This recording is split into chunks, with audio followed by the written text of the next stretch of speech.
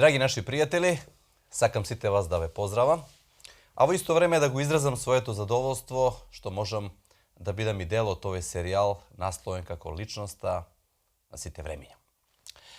Ние малку по малку стигнавме и до последното предавање или последната презентација од овој серијал. Претходно имавме 10 предавања или презентации каде што имавме прилика на основа на Светото писмо, авторитетната реч Божја, да се запознаеме со ова личност, која што ја насловивме како личност за сите времиња. Денешното последно предавање или последна презентација носи наслов "Што ќе направиш со Исуса?" Ова прашање го наоѓаме на страниците на Светото писмо. Кога ќе го отвориме, ќе читаме, ќе се сретнеме со него. Ќе го направиме тоа за неколку минути. И ова прашање, драги мои, сите нас не става пред избор, пред одлука. Кога претходните 10 предавања ги имавме во вид, ги слушавме и добивме слика за ова личност, во ова 11-то предавање одговор ние треба да дадеме. Што ќе направиме? Кој е Исус за тебе? Ќе го прифатиме ли за свој најдобар пријател? Уште едно прашање поврзано со ова прашање да го поставиме на самиот почеток на ова презентација. А тоа е, зошто токму ова прашање е важно, а можда и најважно во нашиот живот? Затоа што ние живееме, драги мои пријатели, во големата борба помеѓу доброто и злото. Според библиската хронологија, скоро 6000 години се води и тој вековен судир помеѓу доброто и злото. И полека тој вековен судир се ближи кон својот крај. И сите ние луѓето ќе се најдеме на една од овие две страни, на страната на доброто или на страната од злото. Ќе бидеме спасени за цела вечност или ќе бидеме изгубени за цела вечност. Но дали ќе бидеме на едната или втората страна, спасени или изгубени, зависи од ова судбоносно прашање: кој е Исус за тебе? Затоа што Исус, ако е твој животен сопатник и пријател, тогаш тој ќе ти отвори вратата на вечноста, затоа што ќе ти ги избрише сите твои гревови, ќе ти даде нов почеток и вечер живот. И затоа е важно да одговориме на ова прашање. Дозволете ми неколку библиски текстови низ овие слайдови што се пред нас да ви ги презентирам, да видите важност уште еднаш на овие зборови што сам Исус ги има кажано. Првиот од тие текстови што сам Исус ги има кажано во Новиот Завет, во Евангелието според Матеј, зборува за следното: секој што ќе ме признае мене пред луѓето, ќе го признам и јас него пред мојот Отец кој е на небесата. А кој ќе се одрече од мене пред луѓето, и јас ќе се одречам од него пред мојот Отец кој е на небесата. Да, имаме избор. Овој текст јасно ни кажува дека сме ставени пред избор. Еве еден друг текст од Стариот Завет, првиот дел од Библијата, во Мојсеевите книги пишува: ги земам денес за сведоци небото и земјата, дека пред вас ставам живот и смрт, благослов и проклетство. Избери го што? Животот. Секоја разумна личност ќе го избере животот. И Бог сака да го избере животот, затоа што тој ти го дава. Избери го животот за да биде жив ти и твоето семејство. Но гледајте сега во каква корелација е животот, изборот на живот и изборот на личноста на Исуса Христа. Следните два текста тоа ни го кажуваат. Кој верува во Синот има живот вечен, а кој не се покорува на Синот нема да види живот.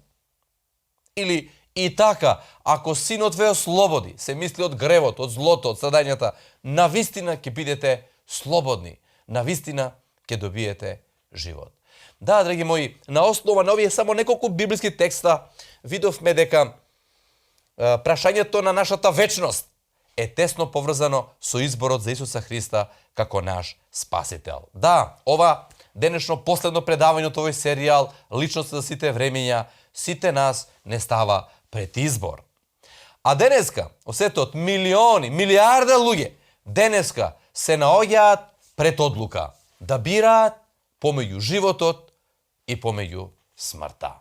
Милиони луѓе денеска се наоѓаат. И познатиот американски писател Джеймс Расел Ловел во својата книга "Моментот на одлука" ја кажува ова следна важна реченица: секој човек и секоја нација доаѓа до момент на одлука да бира помеѓу вистината и заблудата, помеѓу доброто и злото, помеѓу Бога и ѓаволот, помеѓу личноста на Исуса Христа и овој свет.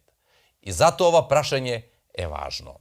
Меѓутоа, драги мои, пред да донесеме одлука, ние обично ќе приметиме, психологијата за тоа ни кажува дека постојат одредени фактори кои што влијаат во процесот на донесување на нашите одлуки. И прашањето што го поставуваме следно во оваа презентација е кои се тие фактори кои што влијаат во донесувањето на нашите одлуки. 30 такви и еве би сакал по некој реченица да кажам за секој од нив, а потоа да одиме и сакам да го прочитам оној настан од Светото писмо каде што во Библијата се поставува тоа прашање.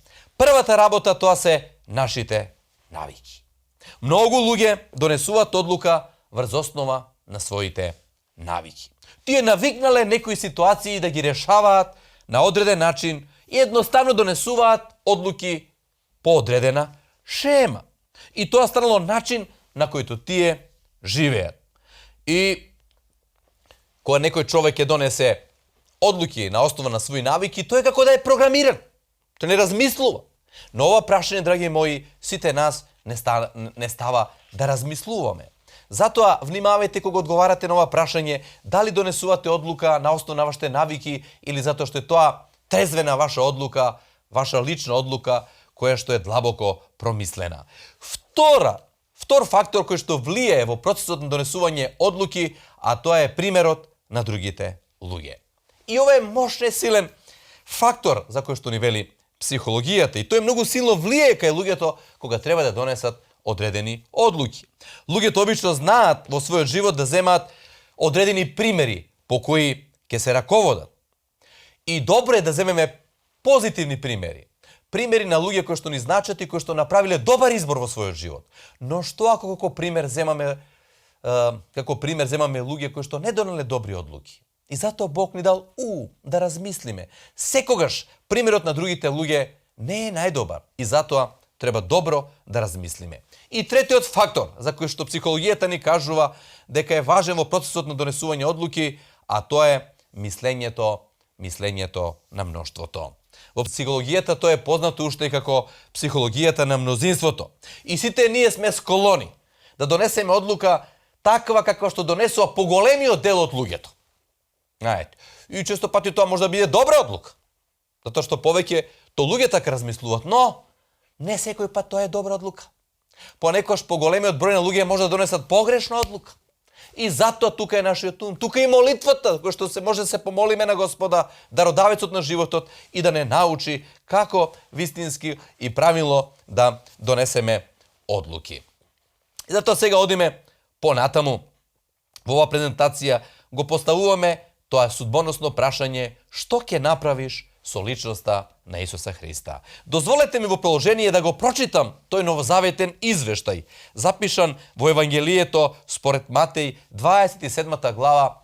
Има малку повеќе текста, но тука интересно приметете, ќе се соочите со 5 категории на луѓе кои што донеле одлука по ова прашање што ќе направиш со Исуса Христа. Прашање што беше поставено од една видна личност во тоа време. Еве ќе го прочитам настан, а овој настан а потоа и ќе одговориме на ова прашање.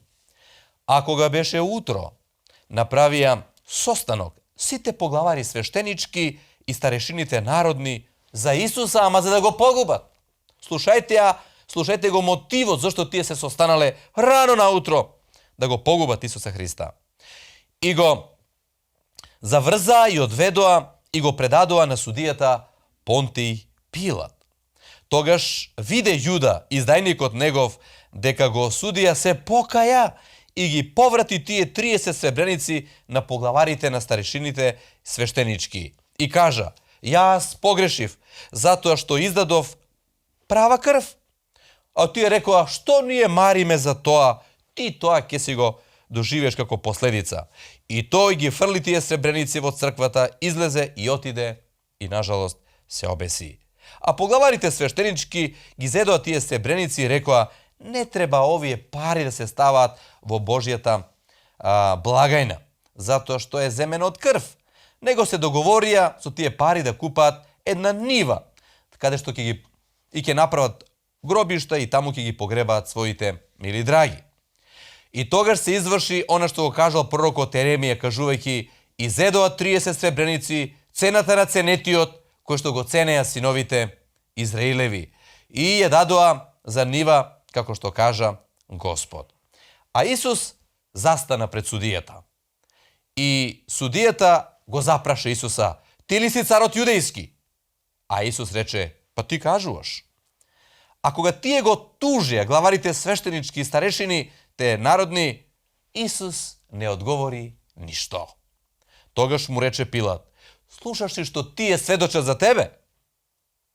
А тој не му одговори ниту еден збор, така да судијата Пилат му се восхитуваше. А на секој празник на Пасха беше обичај судијата да пушти за народот по еден затвореник, кој што народот би го сакал. И тогаш, како затвореник, го имаа познатиот затвореник под име Варава. И кога сите се собра, Пилат им постави прашање: кого сакате да ви го пуштам? Варава или Исус, наречен Христос?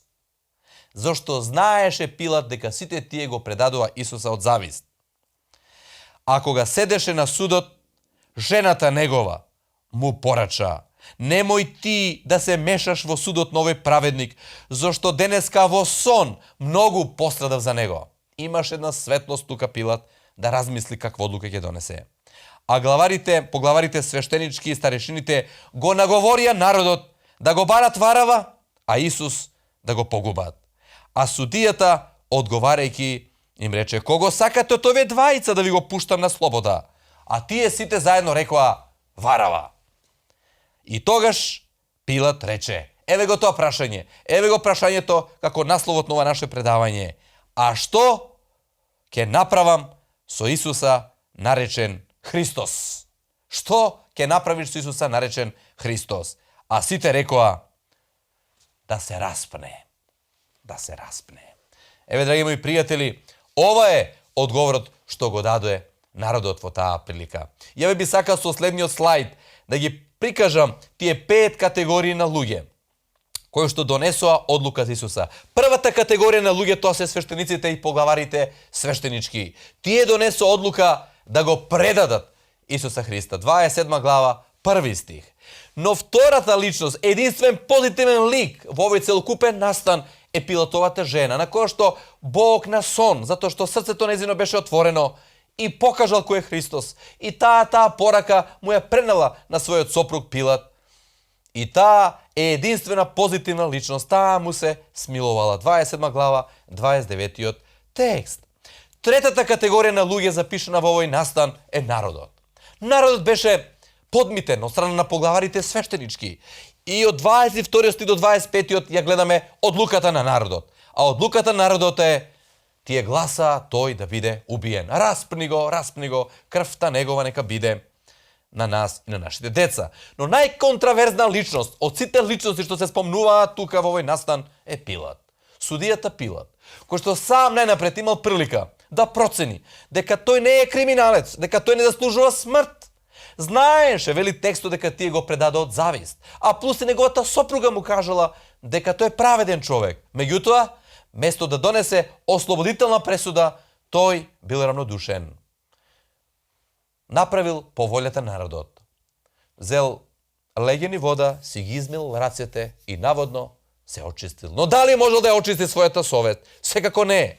Пилат бил равнодушен и таква одлука донел по прашањето што ќе направиш со Исуса Христа. И последна категорија на луѓе, тоа биле војниците. Тоа биле на римска машинерија, која што под водство на тогашните луѓе донела одлука, тие го плука, го распнува, го малтретира и така го покажија својот став. 5 категории на луѓе, од кои 4 биле негативни. Свештениците, народот, Пилат и војниците. Само една личност донела одлука позитивна, а тоа е Пилатовата жена, која што го отворила своето срце за Исуса Христа. Да, што ти, пријателе мој, ќе направиш во прашањето за Исуса Христа? Да, кој е твојот став кога е во прашање личноста за сите времиња? Тоа е прашањето што стои пред тебе и пред мене, koji što čeka odgovor. Treba da se odgovori na ova prašanje. Koji je Isus za tebe i za mene? Dozvolite mi, pred sami od kraj, da gi spomnam, izjavite na pomalko ili poveke poznate ličnosti koje što niz istorijeta odgovorili na ova prašanja. V suštnost ne može da završi naš život ako ne odgovorime na ova prašanje. Koga togaš, vo mladosta, vo zrelite godine ili vo starosta, treba da odgovorime na ova prašanje. Koji je Isus Hristos? Koji je tvoj stav po prašanje na Isusa Hrista? Еве што одговори луѓето. Елвис Пресли. Најголемата веројатно рок-н-рол звезда.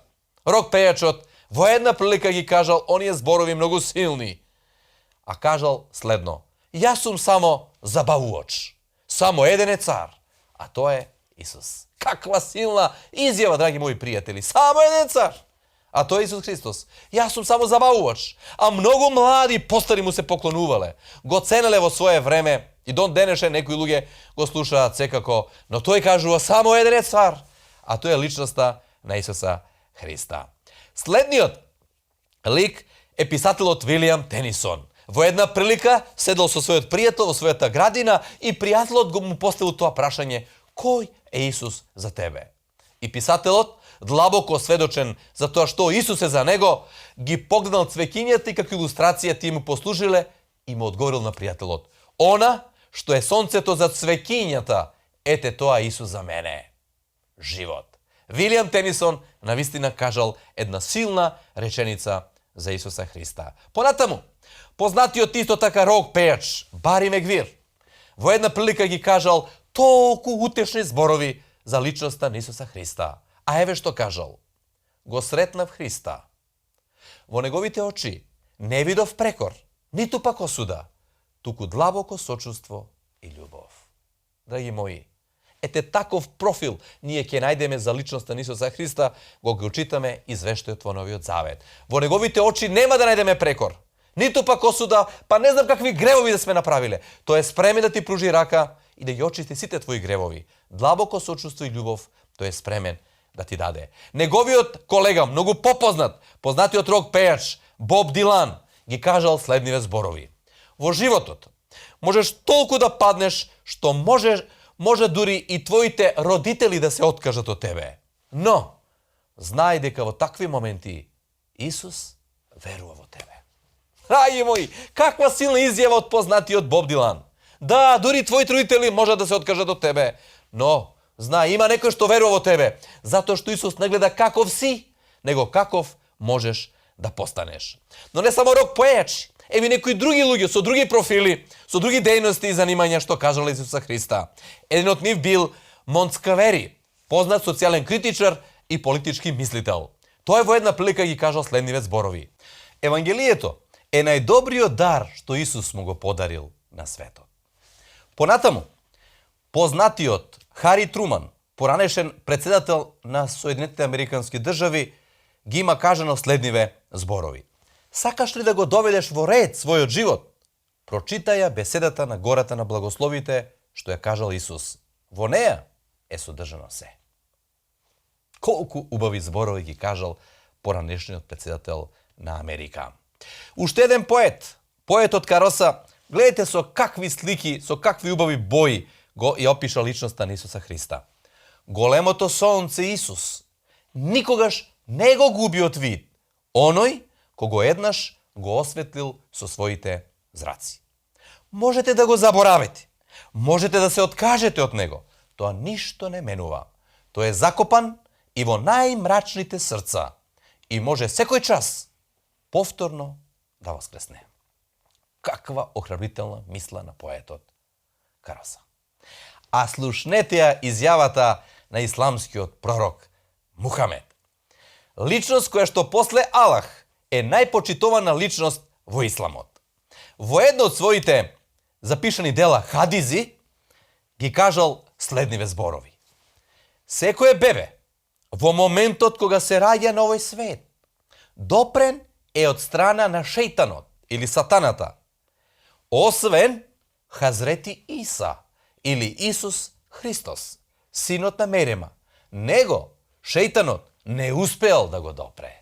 Драги мои, слушате каква изјава ја кажува втората по важност личност во исламот. После Аллах, Мухамед е најважната личност. И тој има најплеменити зборови да каже за Исуса Христа. Со овие зборови тој потенцира неговиот живот без грев. Сите се грешни, сите погрешивме, кажува Мухамед. Меѓутоа, Исус не погрешил. Еве, уште еден рок пејач, еве негова изјава во приложение познатиот Егидио Касати. Ги кажал следниве зборови за Исуса. Кога го запознав Исуса, видов дека Исус е слобода, вистина и правда за сите. Дури тогаш станав вистински слободен. Кога ја отворам Библијата, јас не читам само книга, туку јас разговарам со Исуса. Каква прекрасна мисла и какво прекрасно искуство од Егидио Касати. И последниот текст од еден познат човек, рационалист, шофер, ги кажал зборовите кои што мислам дека стават печат на целокупниот серијал што го ние го кажавме. А еве што тој кажал. По својата наука, Исус е најголем човек. Најголем познат гений што историјата го памти. Тој е највозвеличената личност на сите времина, кој не е возможно да се надмине. Да, драги мои, тој е највозвеличената личност на сите времина, кој што не е возможно да се надмине. И затоа клучното прашање на крај што се поставува е: кој е Исус за тебе? Сите претходни луѓе го дадоа своето мислење и својот став за Исуса Христа. И прашањето станува: кој е Исус за тебе? Дозволите ми на самиот крај уште нешто да кажам од ова предавање и воопшто од целокупниот овој серијал. Сакам да спомнам 5 многу важни сигнали што небото не ги испраќа, а што би требало секој човек во оваа планета што живее да ги знае овие сигнали кога е во прашање донесување на одлука за Христа. Кои се тие 5 важни сигнали што небото постојано не ги испраќа со цел да знаеме каква правилна одлука да донесеме кога е во прашање личноста на Исуса Христа? Првиот сигнал што небото не го испраќа е тоа дека сите луѓе нема да бидат спасени. Нажалост, едни ќе бидат спасени, други изгубени. На едни Бог им каже: дојдете благословени, а на другите одете. Но знаете од кого тоа зависи? Не од Бога, него од нас, од нашиот избор, од нашиот одговор на прашањето: кој е Исус за тебе? Ако имаме позитивен одговор, тогаш ние ќе бидеме на ова прва група на луѓе на кого Бог ќе каже: дојдете благословени. Втор небесен сигнал што ни се испраќа е дека поголемиот дел од луѓето ќе бидат изгубени. Сам Исус ќе каже во својата таа позната проповед на гората на благословите, што поранешниот претседател Хари Труман американски не посоветува да ја читаме. Во Матеј 7 глава 13 и 14 стих вели: постојат два пата, тесен и широк, две врати, тесна и широка. Тесниот пат е символ на доброто и оние што му служат на Бога, оние што имат позитивен одговор за личноста на Исуса Христа. Али малкумина одат таму. А по широкиот пат и широката врата многумина одат. Значи поголемиот дел ќе бидат изгубени, затоа што се наоѓаат на таа патека, а по малиот дел одат на ова патека. Размислете за ова. Ова е вториот сигнал што небото ни го испраќа. Третиот сигнал што небото ни го испраќа е запишено исто така во таа проповед, во гората на благословите, на крајот на 7 глава, од 21 до 23 стих. А таму кажува дека многумина од оние кои очекуваат да бидат спасени, ќе бидат изгубени. Мнозина мене ќе ми кажат во оној ден: Господе, Господе, во Твое име пророкувавме, во Твое име ѓаволи едноставно изгонувавме, во Твое име дури чудо правевме. Но јас ќе им кажам: одете од мене, не ве познавам, вие што живеете незаконски, непосветен живот. Многумина, значи трет сигнал од небото, од оние кои очекуваат да бидат спасени, ќе бидат изгубени. Предпоследниот сигнал што небото ни го испраќа, за кое треба да имаме и отворени очи и отворени уши, а тоа е дека овој живот што го живееме е единствен по кој можеме да дадеме одговор на ова прашање. Затоа што после смртта нема втора шанса да одговориш на ова прашање. Во книгата на Проповедник во 9 глава 10 стих пишува: се што ти доаѓа да направиш, направи, затоа што во гробот каде што одиш нема веќе мисла, нема веќе одлука, нема веќе избор. Све завршува во моментот кога умираме и затоа треба на ова прашање да одговориме што е можно побрзо, затоа што петтиот сигнал со кој го заокружуваме ова наше предавање, кажува дека ова прилика може би е твоја и моја последна прилика, не знаеме. Затоа што утрешниот ден не е наш. Дури ние не знаеме што во текот на денот може да ни се случува. И затоа по ова прашање не треба да задоснеме, треба да донесеме вистинска одлука. На крајот, драги мои пријатели, на крајот на ова предавање, на крајот на овој серијал, повторно стои тоа прашање: што ќе направиш со Исуса Христа? Еве го одговор што го дава познатиот писател Хестингс, со кое што сакам да го поделам со вас и последниот совет на Исуса Христа до целокупното жителство на овој свет. Еве што вели писателот Хестингс: тешко тебе свету што возалуд се обидуваш да бегаш од Христа.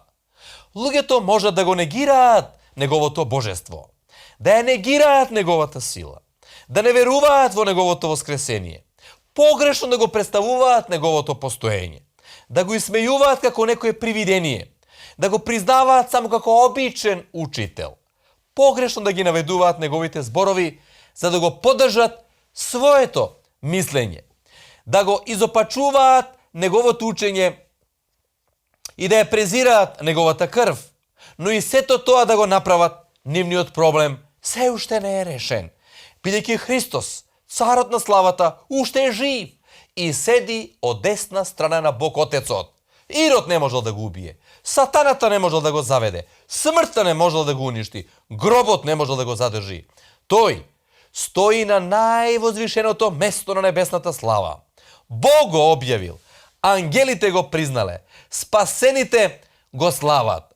Тој е страв на демоните, како жив и личен Христос, отврлен, распнат, возвишен, прославен, тој повторно ќе дојде на небото на истиот начин како што се вознел, да ги воскресне мртвите, да му суди на светот, да го спаси својот народ, да биде прославен меѓу своите следбеници, да го уништи причинителот на злото и сите своји непријатели и вечно да владее како Господ над сите.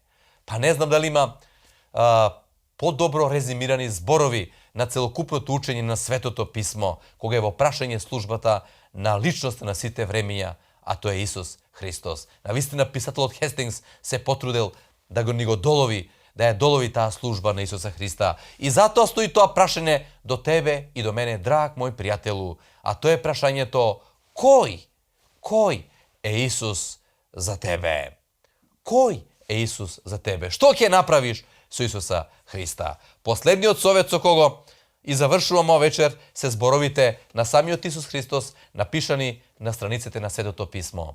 Дојдете кај мене сите што сте уморни и натоварени, и јас ќе ве одморам. Драги мои пријатели, на крајот на ова предавање, на крајот на овој серијал, дозволете ми да го изразам своето задоволство што можев да бидам дел од овој серијал, што можев да се запознам со многу пријатели со кои што ги следе овие предавања, кои што можевме да контактираме. Ви стојам на располагање тука. Контактирајте ме. Мојата Facebook страница, на броевите што се запишани тука, нарачете ги вашите бесплатни примероци, имате книгата Личностите времења, можам да ви ја доставам. Може да продолжи нашето пријателство и понатаму, ви стојам на располагање, но пријателот кој што секогаш ви стои на располагање, тоа е Господ Исус Христос, кој што има од време за вас. Нон-стоп неговата врата е отворена. Само една искрена молитва е доволна да создадете пријателство со него. Ми беше задоволство да бидам заедно со вас. Ве поздравувам и во некоја друга прилика ви посакувам се најдобро.